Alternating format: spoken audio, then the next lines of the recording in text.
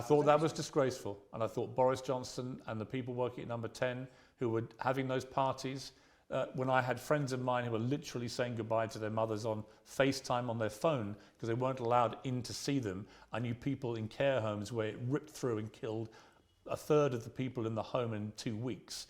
And the desperation that people felt. I had a cousin who lost his father who couldn't go and see his dying wife and so on.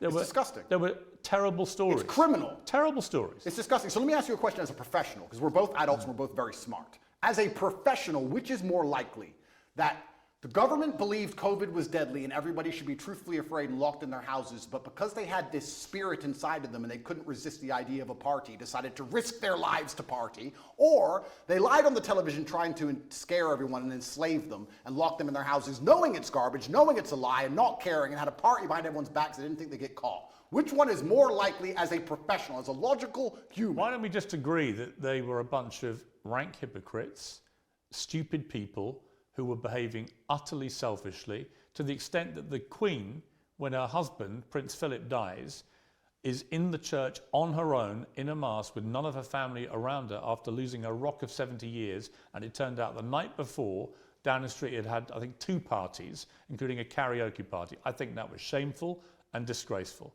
Well, so we can agree on that, right? We can agree on that, and we can wake up and start to realize, oh, maybe the government doesn't care about us.